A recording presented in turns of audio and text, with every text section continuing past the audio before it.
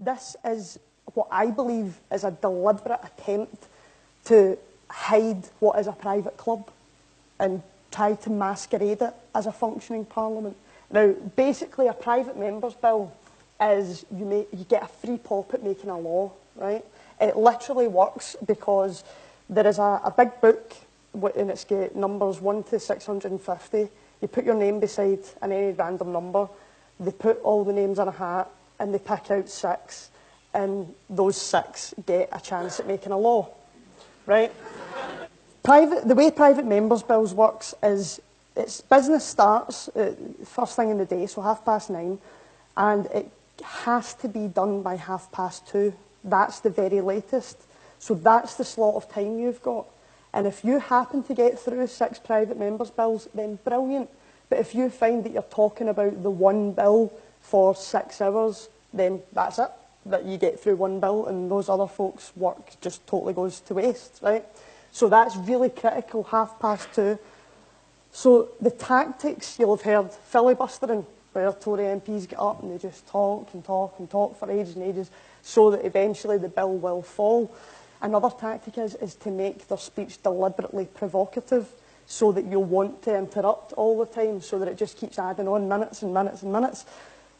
Now, in order for this to run smoothly, there is an old, again, Victorian rule, right, in the rule book of Parliament, which doesn't exist, that says that you have to have a minimum of 40 people present in order for it to pass what's called a quorum, right?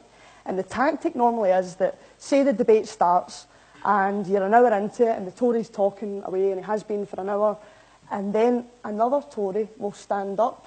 He'll notice that everybody's dwindled away, do what I did, go for the lunch and stuff. He goes, Speaker, I want a quorum. The Speaker stands up and goes, oh, there's only 8 people in the chamber. Right, it falls, doesn't meet the quorum, and it gets chucked out, right? So in order to combat this, what we had to do was Patrick Grady, our Chief Whip, had to start up first thing in the debate, and it had to be before the debate title was read out, which was critical for some reason. He had to stand up and say, I call a quorum, Mr. Speaker. Now, this happened when I had a private member's bill. Usually the Speaker goes, right, that's fine, cool, it's been used once, it can't be used again. So that trick's out the window, right? So that's why it's important for him to do this. So usually that's it and it works fine. But this time, when he said, I want a quorum, and the Speaker says, right, is there 40 present? The Tories started shouting no. They started shouting that there was less than 40 present. There was no seating room. We were standing. And the Speaker's going, oh, well, I mean, they're disagreeing. So he has to call a division. And he has to go, right, do you think there's 40 people here?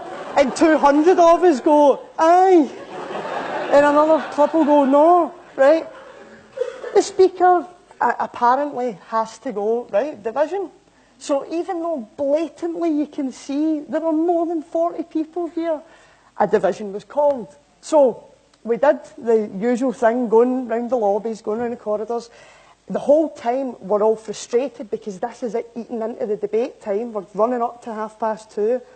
And like that, it gets to 20 minutes, 25 minutes, and I'm thinking, what is the hold-up? We're all being counted, we're all left sitting here. And I can see Patrick sort of flurrying about, you know, like something's happening. And what it was that in the no lobby, there was a Tory sat down, and Patrick comes in at the end, because the doors are locked, and he goes, clear the lobbies, everybody out, so that we can count the votes. This Tory just went, nah. And Patrick was going, could you please move? Nah, I'm not getting up. What's Patrick going to do? He can't physically do it. So he has to go out to the Speaker and say, such and such isn't moving. The Speaker then goes, we'll give him 5 minutes. Because why not? And then, next thing, the Speaker stands up and goes, Sergeant of Arms, see her? That's a sword, right?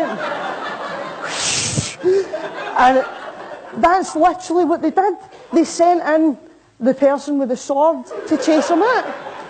That's how they clear the lobby. Now, all of this happened. This is half an hour, 35 minutes that we've, you know, eaten up in this place. And that's having a vote to decide whether there's 40 people present so that we can have the debate. We've not even started the debate. And that is the carry-on that has went on. I have done nothing other than walk through that corridor and then sit waiting on the speaker to get the game going, wait for the Sergeant-at-Arms to do her thing. Right?